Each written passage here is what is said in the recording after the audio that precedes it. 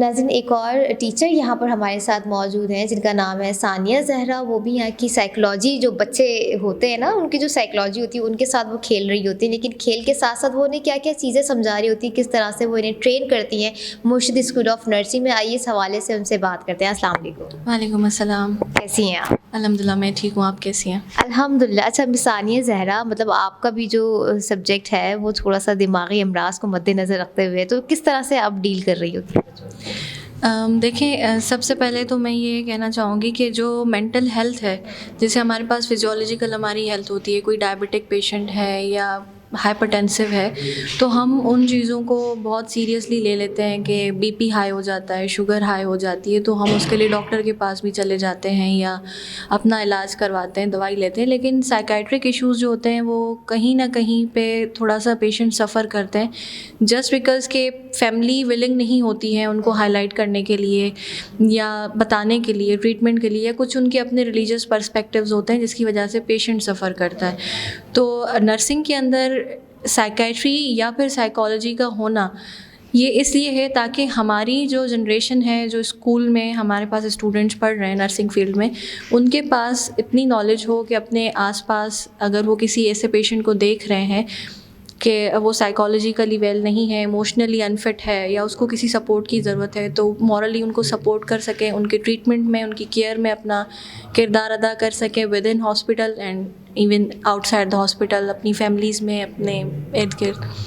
अच्छा, आप आते हैं इदारे की तरफ। मुर्शिद स्कूल ऑफ नर्सिंग में आपको कितना अरसा अभी तक हो चुका है? मुर्शिद स्कूल ऑफ नर्सिंग में मुझे अभी 10 मंथ हो चुके हैं और मेरी जर्नी स्टार्ट हुई थी इसी साल मार्च में, और इंशाल्लाह उम्मीद है कि आगे कंटिन्यू रहेगी।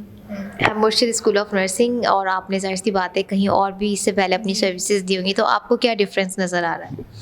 देखिए, मैंने एक चीज़ जो पढ़ी थी अपने एकेडमिक्स में, टीम मैनेजमेंट या टीम वर्क, जिसका जो रियल इमेज है वो मैंने यहाँ आके देखा है कि एक टीम को कैसे लीड किया जाता है, और जो लीडरशिप क्वालिटीज़ होती हैं वो सिर्फ हम किताबों की हद तक पढ़ते हैं। This is not the real thing.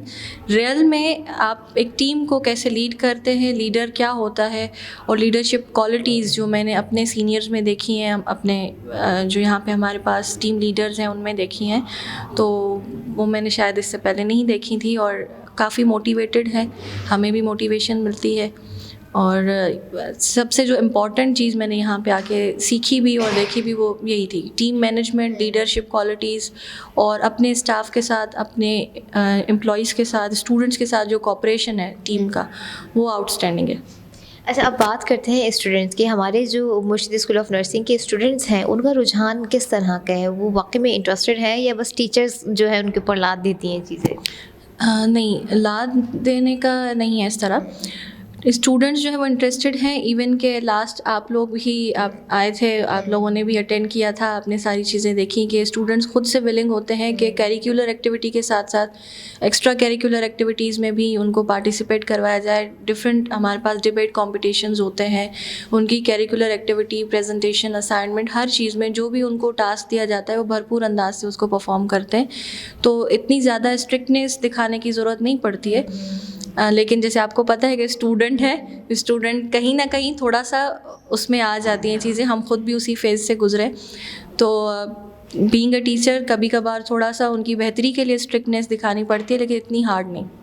अच्छा मिस सानिया ज़हरा, अगर मैं बात करती हूँ जिसके आप साइकोलॉजी यहाँ पे पढ़ा रही होती है, और मैंने देखा यहाँ पे जो गर्ल्स हॉस्टल है उसमें गर्ल्स भी रहती हैं, तो उन गर्ल्स में आपको कुछ डिफरेंस नज़र आया? बाकायदा जो नॉर्मल हमारी जो लड़कियाँ होती हैं, जो हॉस्टल्स की जो लड़कियाँ होती हैं, उनमें आपको कुछ डिफरेंस नज़र आया? जी, मैं बिल्कुल इस बारे में बात करना चाहूँगी, क्योंकि मैं इस वक्त मुझे एक एडिशनल जो चार्ज दिया हुआ है हॉस्टल वार्डन का, तो मैं 24 आवर्स मुर्शिद में ही होती हूँ। तो हॉस्टल में मैंने एक चीज़ जो देखी है, या मैं ख़ुद भी हॉस्टल लाइफ गुजार चुकी हूँ, अभी भी हॉस्टल में ही हूँ, तो जो हॉस्टल लाइट्स जो होते हैं उनका मेन सबसे ज़्यादा जो इफ़ेक्ट आता है साइकोलॉजिकली वो ये होता है कि अपनी फैमिली से दूर होते हैं। उनको यहाँ पे अपने खाने पीने की चीज़ें ख़ुद मैनेज करनी है, अपनी ड्यूटीज़, अपनी स्टडी, अपनी सब चीज़ें, कोई मसला हो जाता है फैमिली में, दूर है। आप जब करीब होते हो किसी के साथ, फैमिली सपोर्ट होता है, तो आप फिर भी चीज़ों को हैंडल आउट कर लेते हैं जल्दी। लेकिन इन बच्चों के लिए थोड़ा सा चीज़ों को हैंडल करना मुश्किल हो जाता है, क्योंकि वो एक तो अकेले रह रहे हैं, अपनी फैमिली से दूर है। तो ऐसी सिचुएशन में फिर हमारी पूरी कोशिश होती है कि जितना हो सके उनको मॉरली या साइकोलॉजिकली हम सपोर्ट करें, या कहीं पे अगर काउंसलिंग की नीड है तो हम उनकी काउंसलिंग भी करते हैं। सही। अच्छा, इसी के साथ मैं एक चीज़ और जानना चाहूँगी, अभी गर्ल्स हॉस्टल यहाँ पर है, अगर फॉर एग्जांपल कोई स्टूडेंट आपके पास आ रही होती है तो उसे किस तरह से यहाँ पे एडमिशन दिया जाता है, या हॉस्टल्स की क्या रिक्वायरमेंट होती है? हॉस्टल की रिक्वायरमेंट यही है कि अगर स्टूडेंट यहाँ पे इंडक्ट हो गई है, स्टूडेंट के साथ साथ हमारे पास HOs भी हैं, हाउस ऑफिसर, जो कि अकोमोडेट हैं हॉस्टल के अंदर।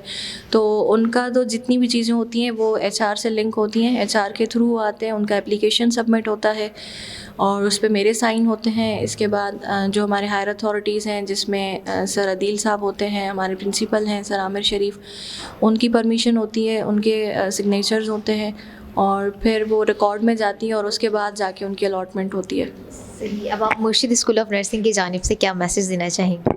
मुर्शिद स्कूल ऑफ नर्सिंग की तरफ से मैं एक ही जो पैगाम है वो देना चाहूँगी कि जो स्टूडेंट होता है वो किसी भी एक कौम का सरमाया होता है, और अपने स्टूडेंट्स के लिए यही पैगाम कि जितना हो सके अपना एक अच्छा किरदार अदा करें, अपनी कम्युनिटी के लिए मेहनत करें और आगे बढ़ें, और उनको जहाँ पे भी ज़रूरत होगी इस इदारे के टाइम के दौरान, यहाँ से बाहर जाने के बाद भी, जब अपनी ग्रेजुएशन कंप्लीट कर लेंगे उसके बाद भी हम लोग हैं मौजूद उनके लिए, जहाँ पे भी उनको ज़रूरत होगी मदद की। मुर्शिद स्कूल ऑफ नर्सिंग और यहाँ के फैकल्टी मेंबर्स, टीम सब उनके साथ हैं, और मेहनत करें, आगे बढ़ें और इंसानियत की खिदमत करें।